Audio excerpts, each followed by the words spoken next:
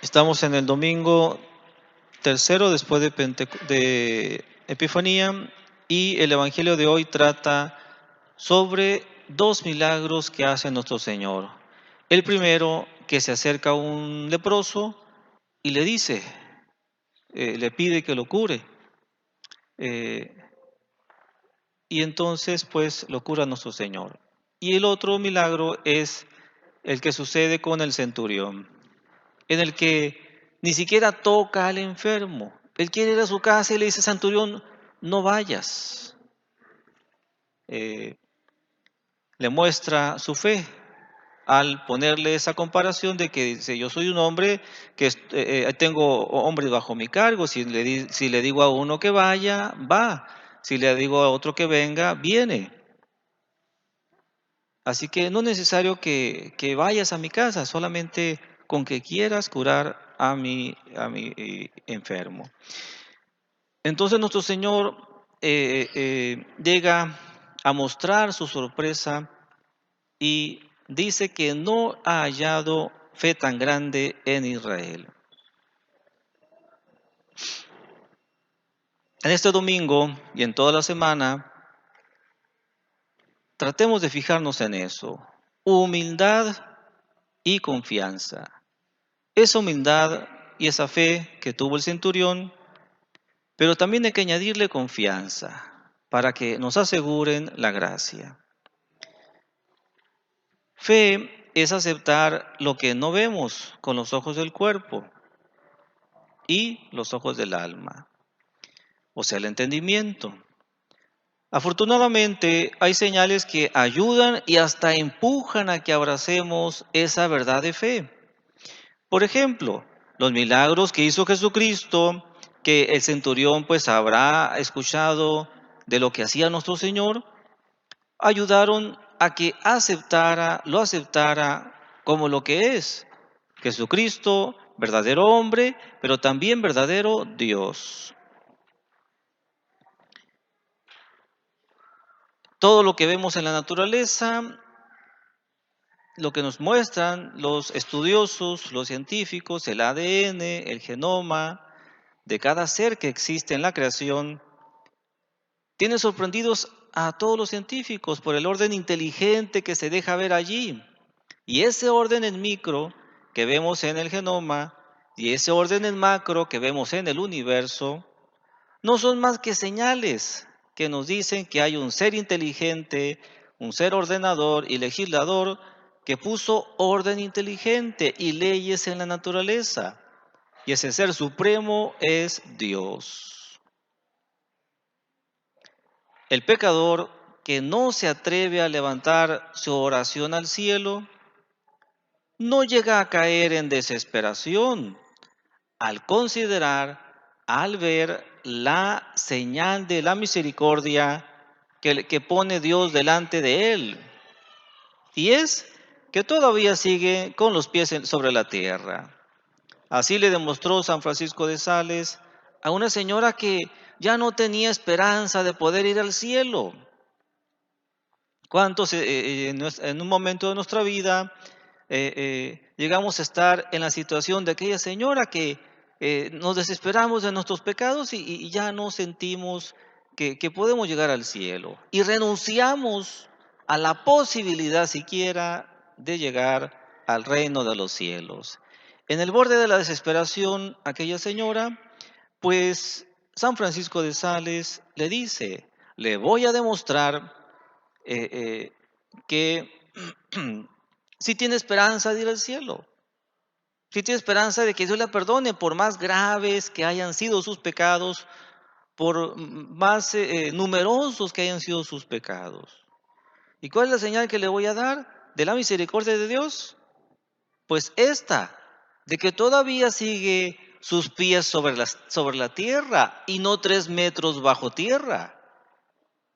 ¿A cuántos los habrá llamado a su juicio en el primer pecado mortal que cometieron? Y con nosotros pues ha tenido esa paciencia y esa misericordia de esperarnos un día, 2 días, un mes, 3 años, 5 años, ¿cuánto tiempo? Y todavía nos sigue esperando. Pero por eso, ¿vamos a desesperarnos? Hay que ver claramente que es una señal de la paciencia y la misericordia de Dios que nos está esperando. Pero tampoco caigamos, después de la desesperación, tampoco caigamos en el otro extremo de la presunción. Pues si ya me esperó 5 años, pues que me espere 6 años, que me espere cuando ya esté viejito para confesarme. Mientras tanto, a vivir la vida, que ahorita hay que aprovecharla. Momento. Eso es abusar de la misericordia de Dios.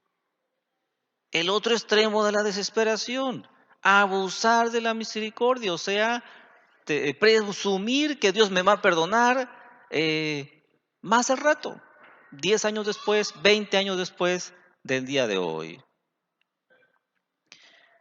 Para que no caigamos en ese otro extremo, San Agustín nos dice que Dios, que prometió perdonarte, no prometió que vas a llegar al día de mañana. Ni una hora tenemos comprada. ¿Quién dice que vamos a llegar a las 12 del día? No tenemos asegurada una hora más de nuestra vida. Y eso nos lo ocultó Dios para que estemos preparados siempre. Estemos preparados siempre para dejar este mundo. Y no abusemos de su misericordia y su paciencia. No porque Dios quiera ser bueno y es bueno, pues vamos a querer ser malos nosotros. Porque ahí ya no nos estamos comportando como verdaderos hijos de Dios que queremos ser. No soy digno de que entres en mi alma.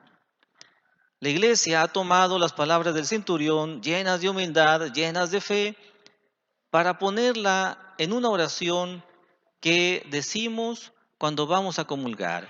Yo no soy digno de que entres en mi alma, pero di una palabra y quedaré sano. Hay personas que dicen, yo no soy digno, parece humildad, pero no es verdadera humildad. ¿Por qué? Porque eso de que yo no soy digno, pues lo llevan a decir, no me atrevo a comulgar, porque soy un pecador. Esa es una falsa humildad que se comete por error o por tentación diabólica. No hay que hacerle caso a eso, sino que al reconocer nuestras faltas, nuestros pecados, pues arrepentirnos, confesarnos, enmendarnos.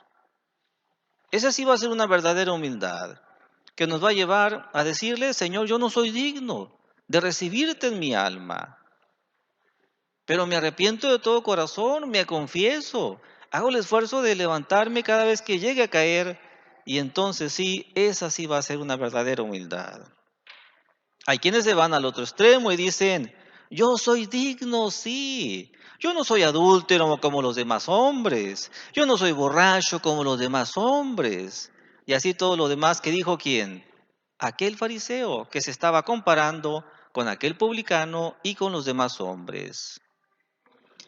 Eso es presunción, eso es soberbia, que Dios resiste a los soberbios y los tiene alejados de sí. Será justa, será verdadera humildad la que diga, yo no soy digno, pero di una palabra y mi alma sanará. Yo no soy digno de hablarte en la oración. Yo no soy digno de pedirte en la oración.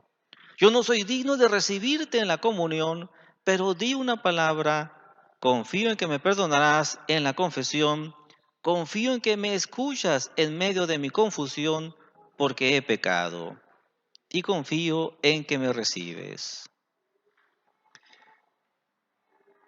Dios acepta nuestro arrepentimiento. Dios acepta nuestra confesión.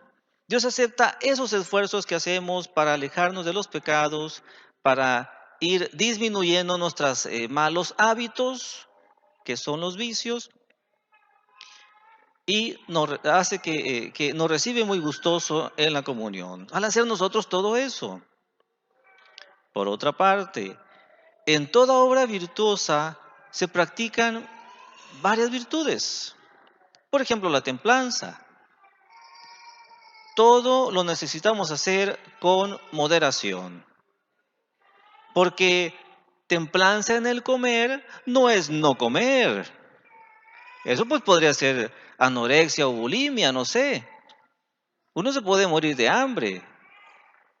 Vamos a evitar la gula, que son los excesos en el comer. Pero también vamos a evitar el otro extremo. Igual en el trabajo, e igual en el juego. La persona trabaja, pero con moderación, ahí está aplicando templanza en el trabajo. Trabaja y sigue trabajando y tiene, pues parece que tiene adicción al trabajo, y eso y se ve porque va en detrimento de convivir en familia, va en detrimento en su salud, porque no ni duerme la persona. Pues no está aplicando templanza en el trabajo. Que la necesidad hace que uno a veces pues tenga que agarrar otra hora extra, pues ni modo. Pero va a tratar de que salga pronto de esa necesidad para mantener su salud, para convivir en familia. Porque trabajar toda la vida pues no es vida, es esclavitud. Y en todo pues hemos de tener templanza, en el comer, en el trabajar, en el recrearnos. Porque si un niño juega 5 horas al día, sus videojuegos, pues eso ya es vicio. ¿Y qué van a decir los niños? Entonces nomás 3 horas, padre. No, pues tampoco tres. ¿Qué tanto? ¿1 hora? ¿2 horas? Tal vez. Después de haber hecho sus deberes escolares, después de haber ayudado a sus padres, tal vez. Ahí los padres de familia son los que han de marcar el tiempo, si 1 hora, si 2 horas, si media hora, no sé, ustedes verán. El caso es que no se les haga vicio los videojuegos y cualquier juego. Que tengan pues moderación, tengan templanza. La prudencia nos va a ayudar muchísimo a todas las virtudes, porque nos va a dictar hasta cuándo, cuánto tiempo y las circunstancias que necesitan ordenarse para que todo salga bien. La caridad, otra virtud que ha de acompañar todas nuestras obras. Todas las cosas las podemos hacer por amor a Dios. Si trabajamos, si descansamos, si jugamos, si hacemos lo que sea, todo lo podemos hacer por amor a Dios. El que obedece, por ejemplo, el que cumple un deber, pues solo practica la virtud de la obediencia. ¿Qué dice la persona? Pues yo cumplo la voluntad de Dios a través de mis superiores legítimos, de mis padres, de mis maestros, de mis gobernantes legítimos, etcétera. En cambio, el que ama, todo lo que hace, lo hace por amor a Dios. Y así en el fondo de todas las obras está este deseo agradar a mi amado, que es Dios. De ahí pues la pregunta, ¿le agradas a Dios? ¿Tú crees que le agradas a Dios? No le agradas si le obedeces enojado, si le obedeces a fuerzas, si le obedeces para que no te castigue. ¿Cuántos cristianos pues no cumplen con lo mínimo indispensable de los mandamientos? Pues para que Dios no lo castigue.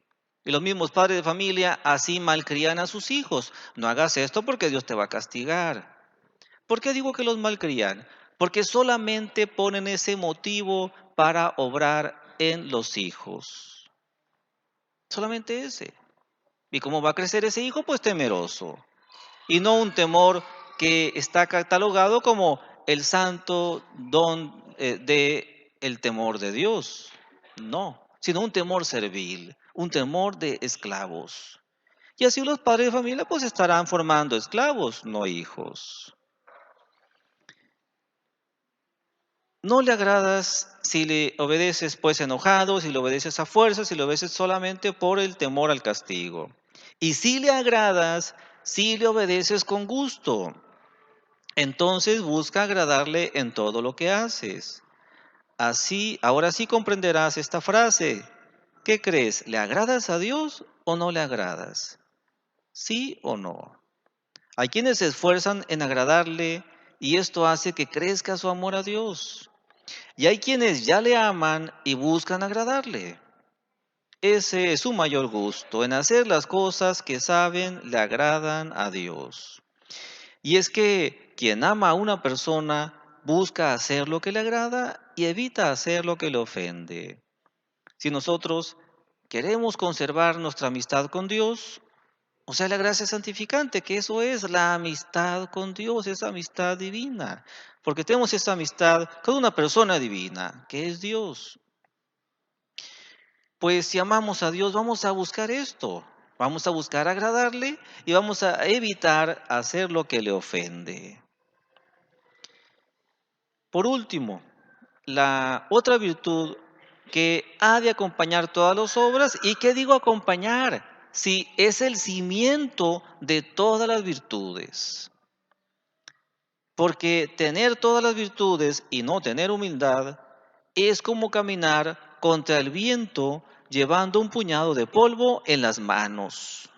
¿Cuánto le va a durar? Muy poco, porque el viento va a disipar ese polvo que está en las manos, o sea, así van a disiparse las virtudes en nuestra vida. Esto lo dijo San Bernardo o San Atanasio.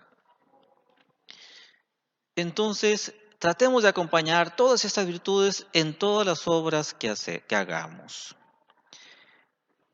Y algo que ya no me parece tan misterioso como antes, por ejemplo, hace un año. Lo que dice San Bernardo, el camino de la humildad es la humillación. Qué curioso se oye, o qué misterioso tal vez para muchos todavía. El camino de la humildad es la humillación. Y viene una breve explicación. Todos arrugamos la nariz con la humillación, porque es basura maloliente, es estiércol, o sea, desecho de ganado. Pero así como el estiércol lo usa el jardinero y el campesino para hacer flores, para hacer florecer más bello el jardín y hacer fructificar más abundante el campo, así nosotros podemos, si le hacemos caso a San Francisco de Sales, que es el que trae esta comparación, podemos usar de nuestros pecados con la humildad para hacer florecer más bellamente las virtudes en nuestra alma y sacar cosecha más abundante de nuestras obras, de nuestras buenas obras en la vida. Así que ya lo saben, humildad y confianza nos aseguran la gracia. El estiércol de nuestra vida, bien usados, o sea, los pecados, harán florecer más bellamente las flores de las virtudes de nuestra alma y harán que recojamos más abundante cosecha de obras en nuestra vida. No podemos tapar el sol con un dedo, no podemos tapar nuestras faltas con un dedo. Nosotros que vivimos delante de los ojos de Dios. Pero sí podemos desaparecer esos pecados con una buena contrición, con una buena enmienda, con una buena confesión. Y si acaso, después de todo esto, de esta buena confesión, de esa buena enmienda, siguen atormentando nuestra alma, el recuerdo de nuestros pecados, entonces quiere decir que no han desaparecido del todo. Aunque sí hayan sido perdonados, no han desaparecido del todo. Solo se han disminuido. O sea, la pena que deja ese pecado, la pena temporal que deja ese pecado ya perdonado. Y esa pena que deja el pensar en lo que lo hemos cometido, pues podemos usarlo como abono para que a nosotros nos sirva como les he explicado. Que Dios nuestro Señor, pues, y la Santísima Virgen María nos ayuden a comprender cómo usar nuestras faltas que cometimos en el pasado y nos den el valor de confesarlas delante del confesor que está allí para ayudarnos, está allí para absolvernos, está allí para fortalecernos con la gracia de la confesión, que nos da valor pues para poner en práctica todo lo que aprendimos el día de hoy. Así sea. En nombre del Padre, y del Hijo, y del Espíritu Santo. Amén.